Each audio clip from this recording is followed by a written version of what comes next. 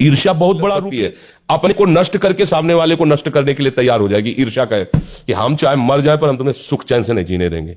ये ईर्ष्या बहुत बड़ी, और ये बड़े बड़ों में भी होती है, सतमार्ग वालों में भी होती है, बड़ी विचित्र होती है। कंचन तजना सहज है, सहज तिया का ने, और मान बढ़ाई ईर्ष्या दुर्लभ तजना है। तो इसे अपनेपन से हटाया जा सकता है। सच्ची मानो सब में हमारा प्रभु है, सब में, उनके सिवा कोई है ही नहीं। किससे ईर्ष्या करें हम, किससे हम झगड़ा करें, सब अपने ही हैं। जब असल बात क्या है कि हम लोग बहुत छोटी धरा पे खड़े हैं, तो एक सीमित घर, सीमित 4 लोग परिवार के ऐसा मान लेते हैं। अभी आप विदेश जाएं, विदेश, और वहां बगल में कोई खड़ा कह रहा हो मैं इंडिया को, तो आप ऐसे देखेंगे जैसे घर वाले, आप इंडिया, अच्छा, आप अपनापन करके देख, हमारे भारत का है। देखा, आप थोड़ा दूर लंबी में यात्रा में हुए तो भारत शब्द से आपको प्रेम हो गया। और एक गांव में, एक घर में, सीमित परिवार में, तो पड़ोसी से भी ईर्ष्या है। और वहां किस प्रांत में रहता कभी नहीं देखा, केवल बोला कि मैं इंडिया को, हिंदुस्तान का हूं, भारत का। आप भारत के, हम भी भारत के, मतलब एक ऐसा लगे जैसे घर का आदमी मिल गया। उसको जानता नहीं किस प्रांत का क्या, कुछ नहीं, उसकी बुद्धि थोड़ी विशालता में आई तो भारत शब्द से उसे प्यार हो। ऐसे ही और आगे बढ़ो, अब भगवान से अपना संबंध जोड़ लो।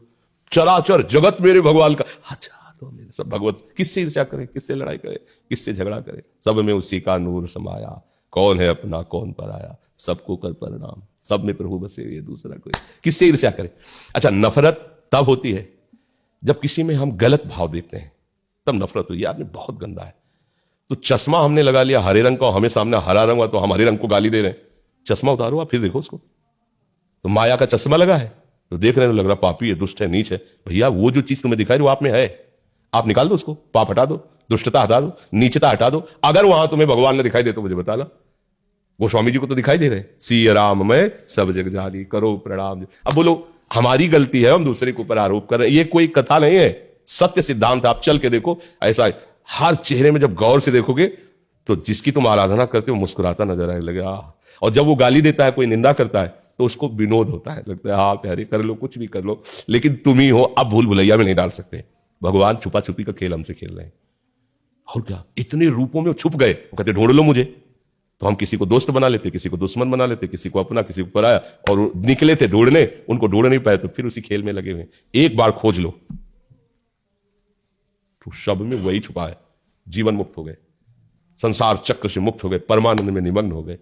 किसी सूझ वाली आंख ने पहचान की, कण कण में झांकी भगवान की। आपको दिखाई देगा ऐसे, ओहो जित देखूं तित श्याममयी है, प्रभु ही प्रभु। चाहे उपनिषद तत्वदर्शी ब्रह्म ऋषि हो तो देखता सर्वम खलमिदम ब्रह्म, केवल ब्रह्म ही ब्रह्म। भक्त देखता है भगवान ही भगवान। अज्ञानी मैं और तू देख के झगड़ा करता रहता है, लड़ता रहता है, अच्छा बुरा मानता रहता है। तो हमारी अज्ञान की धरा है, हमको स्वीकार करना चाहिए। अब हमें वास्तविक ज्ञान की तरफ बढ़ना है, तो फिर आप ये सब झंझटें खत्म हो जाएंगी। जब तक भेद है, जब तक दोष दर्शन है, जब तक छोटा बड़ा है, अच्छा बुरा है, तब तक चश्मा ठीक नहीं है। भगवान देखो कह रहे हैं, विद्या विनय संपन्ने ब्राह्मणे गविहस्तनी स्वनिचय सुपाकी च पंडिता सम दर्शिना। विद्या विनय संपन्न ब्राह्मण में, गाय में, कुत्ते में, हाथी में, चांडाल में, सब में एक ही प्रभु विराजमान, जिसको ऐसा ज्ञान है, वास्तविक अनुभव है। भगवान के शब्दों में वही पंडित है, वही ज्ञानी है, उसी ने कुछ जाना है जो जानना चाहिए। इसके नीचे तो सब माया का ही खेल है, समझ रहे। डॉक्टर सिद्धार्थ इंदौर से। किसका है? जी महाराज जी के चरणों में सादर प्रणाम। महाराज श्री, मूल अशुद्धि हमारे स्वभाव में ही ढकी हुई रहती है, उसका आंकलन और निवारण कैसे करें? सब समय हम उससे अनजान रहते हैं और परिस्थिति आने पर वो हमारा अहित कर देती है। क्या यही प्रभु प्रेम को न समझ पाने का कारण है? स्वभाव बनता और बिगड़ता स्थायी चीज नहीं है। स्वभाव बनता है और बिगड़ता भी है।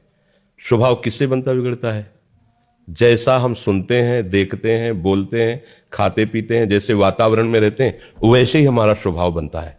पूर्व जन्म में जैसे हमने आचरण किए हैं, उनके अनुसार हमारा स्वभाव दिया जाएगा इस जन्म में। अब उस जन्म के स्वभाव को हम बदल भी सकते हैं, उसको हम बहुत बुरा बना सकते हैं और बहुत अच्छा बना सकते हैं। ये स्वतंत्रता है मनुष्य जीवन में, पशु जीवन में नहीं, और अन्य जीवन में कहीं नहीं। तो हमारा स्वभाव जो कारण देह से संबंध रखता है, और हमारा सूक्ष्म शरीर, उसे कारण देह कहते हैं, कारण शरीर। सूक्ष्म शरीर मन, बुद्धि, चित्त, अहंकार, और स्थूल शरीर 5 ज्ञानेंद्रियों और कर्म इंद्रियों के साथ ये जो ढांचा देख रहे हैं, तो प्रारंभ यहां से होता है। स्थूल शरीर से सूक्ष्म शरीर प्रभावित होता है। जैसे अभी ठंडा, तो अगर सूक्ष्म शरीर प्रभावित नहीं होगा तो ठंडा नहीं लगेगा। सूक्ष्म शरीर को बेहोश कर दीजिए तो स्थूल शरीर को काट दीजिए, आप उसको पता नहीं चलेगा। मतलब स्थूल शरीर की हर हरकत का प्रभाव सूक्ष्म शरीर पर पड़ता है। समझ में आ रहा है ना? सूक्ष्म शरीर का जो निर्णय है वो कारण शरीर पर पड़ता है, वो स्वभाव बन जाता है। बड़ा चिड़चिड़ा इसका स्वभाव हो गया, बड़ा गंदा स्वभाव वाला आदमी है, वो झूठ बोलने का स्वभाव। अरे ये तो साक्षात भगवान है, भगवान जैसा इनका स्वभाव है, कितने अच्छे हैं स्वभाव वाले, कितने सत्य पवित्र स्वभाव वाले। मतलब स्वभाव जो है वो सूक्ष्म शरीर से संबंधित है, सूक्ष्म शरीर स्थूल शरीर से संबंधित है। स्थूल संबंध हमारी क्रियाओं से है, हम गंदी क्रिया करते हैं या अच्छी क्रिया करते हैं। देखना, सुनना, बोलना, खाना, छूना, सूंघना, ये सब इंद्रियजन्य क्रियाएं हैं। तो यदि हमें स्वभाव का पता लगाना है तो उसके आचरणों से प्रकट में चलेगा। आसुरी स्वभाव या दैवी स्वभाव, दो में ही बांध दिया गया है कि राक्षसी स्वभाव, अब मांस खाता है, मदिरा पीता है, बड़ी मीठी बात करता है, पर वो राक्षसी स्वभाव का आदमी है। वो भजन करता है, ठीक से चलता है, दूसरों के दुख सुख को समझता है, वो दैवी स्वभाव का आदमी है। अब राक्षसी स्वभाव वाला दैवी स्वभाव वाला बन सकता है, और दैवी स्वभाव वाला चूक करे तो राक्षसी स्वभाव का बन जाएगा। परिवर्तनशील है ना स्वभाव, सच्चिदानंद थोड़ी है, वो तो परिवर्तनशील है। तीनों शरीर मायाकृत है ना, तो इसके द्वारा जो भी है सब मायाकृत है ना। अब हमारा जब भगवत भाव इसमें जागृत होगा, स्थूल शरीर की भागवतिक चेष्टाएं और सूक्ष्म शरीर का भागवतिक चिंतन, तो हमारा भागवतिक स्वभाव बन जाएगा। अब ये परिवर्तन होने वाला नहीं है, क्योंकि त्रिगुणातीत भगवान के नाम रूप लीला धाम के चिंतन से त्रिगुणातीत स्वभाव बन गया है। जैसे हमारे यहां सेवक जी महाराज कह रहे हैं, यह जो पर्यो मोहि सहज स्वभाव, श्री हरिवंश नाम रस चाओ, नाव सुदृढ़ भव तरन को। बोले अब मेरा स्वभाव पड़ गया है राधा वल्लभ श्री हरिवंश, राधा वल्लभ श्री हरिवंश, राधा वल्लभ श्री हरिवंश। श्रवण में स्वभाव पड़ गया भगवत चर्चा, और कुछ अच्छा ही नहीं लगता। स्वभाव बन गया भगवान की चर्चा करने का, दूसरों को दुखी देखकर रह ही नहीं सकता, इसका स्वभाव बन गया है। दूसरों को सुख पहुंचाना, ये स्वभाव। भागवतिक स्वभाव तक पहुंचने के लिए हमको सत क्रियाएं करनी होंगी, सत चिंतन करना होगा, तब हमारा स्वभाव स्थायी बनेगा। वो परिवर्तित नहीं होता, भागवतिक स्वभाव परिवर्तित नहीं होता। पर जब तक हमारा भागवतिक स्वभाव नहीं परिपक्व हो गया तब तक फिसल सकता है, तब तक फिसल सकता है। तो स्वभाव का परिवर्तन हो गया तो जीवन मुक्त हो गया ना, क्योंकि तीनों शरीरों से उसका संबंध धीरे धीरे खत्म हो जाता है, जिसका भागवतिक। अब प्रभु के चिंतन में आंतरिक, प्रभु की मंगलमयी आज्ञा का पालन बाह्य, तो स्वभाव भागवतिक, खत्म खेल हो गया। भगवान की कृपा से संचित कर्म भस्म हो गए, क्रियमाण निष्फल हो गए और प्रारब्ध निष्प्रभावित हो गया। वो जीवन मुक्त परमहंस परमानंद का अनुभव कर लेता है। समझ गए जी?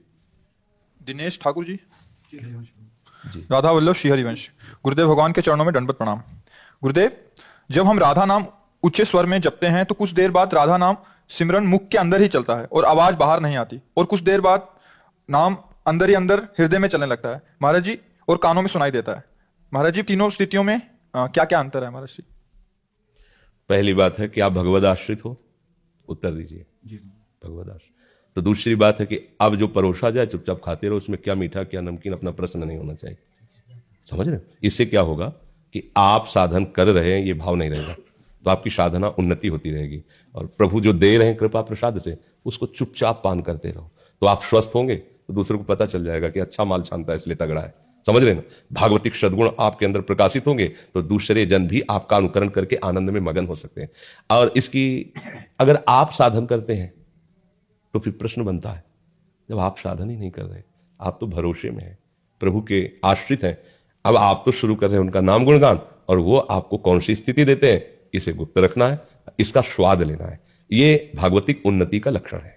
जैसे ऐसी चेष्टा है, ये भगवत कृपा का, ये अपने साधन से नहीं होता, तो इसलिए इसके विषय में प्रश्न करना भी नहीं बनता, क्योंकि उस पर अगर कहीं मुझे थोड़ा भी अहम आ गया, कर्तृत्व भाव आ गया, तो ये फिर रुक जाएगा। ये आध्यात्मिक मार्ग है ना, इसको छुपाया जाता है तब तक जब तक आग पूरी हृदय में न फैल जाए। अब जब आग पूरे हृदय में फैल गई तो फिर खिड़की और दरवाजों से नहीं पता चल जाता कि आग लग गई, तो ऐसे खिड़की दरवाजों से पता चलने लगता है कि इसके अंदर आग लग चुकी है। गद गद कंठ नयन बहा नहीं रहा है, वो अपने प्रीतम की याद करके चिल्ला के रो पड़ता। वो नहीं जानता कि मैं चिल्ला रहा हूं, रो रहा हूं, नहीं जानता। गद गद सुर नयना सजल दंपति रस रहे भीन, ई गति वृंदा विपिन में फिरे प्रेम। और वो एकदम जैसे डकार आती तो आप रोक नहीं सकते ना, एकदम राधा चिल्ला करो, फिर कोई देखा अच्छा ये उस नाटक नहीं कर रहा, ये उसकी स्थिति, वो आग बढ़ती चली जाएगी। अंतर दाव लगी रहे धुआं न प्रगटे कोई, कह जाने जी आपनो या जा सिर बीती होए, बस चुप। ये मार्ग जो है कृपा पात्र का जीवन कैसा होता है, ऐसा होता है। अंदर आग लगी रहे, अंदर वो स्वादन कर रहा है, कह जाने दिलापनो या जा सिर, या तो जो वो देखते ही पता चल जाएगा कि हाँ अच्छा, किसी को पता चले इसलिए हमारी भक्ति है क्या, हमारे मालिक को पता चले कि हम उनके एक दास हैं, इतनी बड़ी भीड़ में मुझे पहचान ली, बस खास बात यही है। और वो पहचान लिए हैं, इसीलिए सौभाग्य मिला है। ऐसे चलते रहिए।